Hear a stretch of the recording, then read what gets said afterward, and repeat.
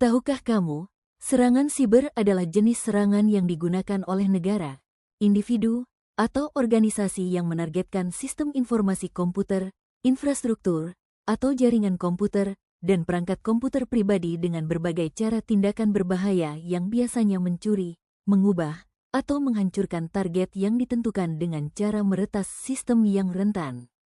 Data yang disimpan dalam sistem informasi biasanya berbentuk elektronik dan disimpan di dalamnya. Karena sistem informasi dan jaringan komunikasi berhubungan di berbagai tempat, negara dan lokasi sehingga penyalahgunaan dan kecurangan dapat terjadi.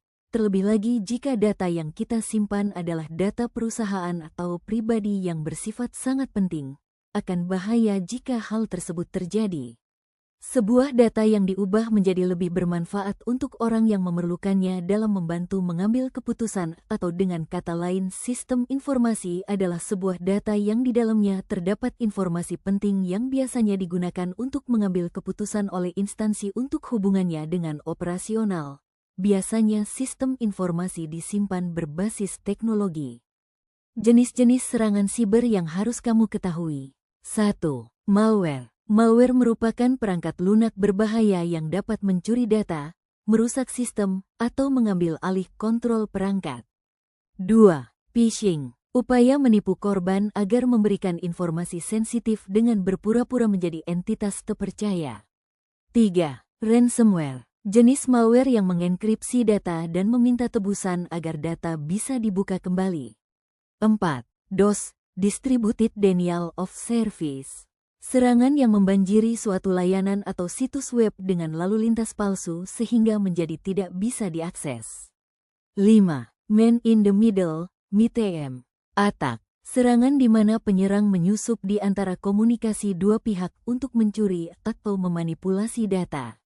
6. SQL Injection. Serangan yang menargetkan basis data dengan memasukkan kode berbahaya untuk mengakses informasi sensitif.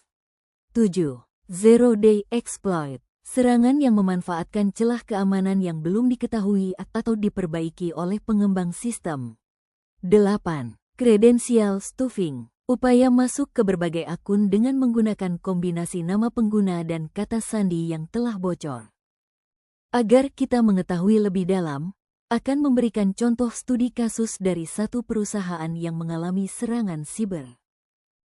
Di tengah persaingan ketat industri teknologi, satu perusahaan berhasil mencetak lonjakan besar. Semua berkat kerja keras seluruh karyawan Zeta CEO yang sangat berdedikasi, media pun mulai melirik. Apa rahasia di balik kesuksesan perusahaan ini? Semua orang ingin tahu. Namun, di balik euforia itu, ada satu sosok yang memperhatikan.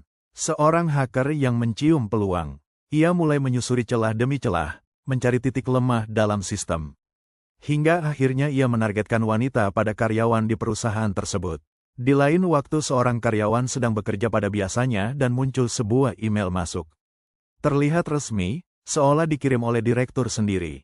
Setelah karyawan klik link terjadilah sistem error dan muncul. Your files have encrypted. Dalam sekejap, semua sistem lumpuh, data terkunci. Kepanikan terjadi di seluruh kantor. Dia tahu semuanya dimuali dari satu klik yang dia lakukan. Karyawan itu lari ke ruangan direktur dan mengakui. Tentu saja itu dimarahi oleh direktur. Kejadian ini membuat kebingungan apa yang terjadi pada hari ini. Hacker memberi isyarat jika ingin data tersebut kembali, tetapi meminta imbalan yang cukup besar.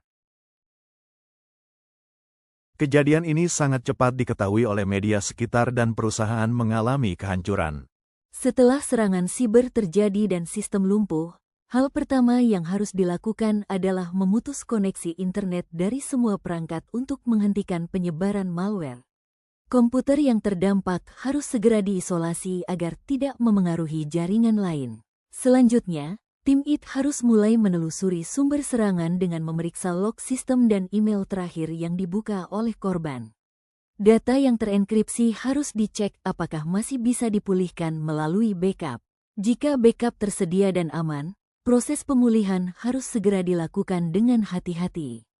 Di saat yang sama, penting untuk melaporkan insiden ini ke pihak berwenang, seperti BSSN atau polisi siber, karena ini bukan hanya masalah internal tapi bisa melibatkan pelanggaran hukum.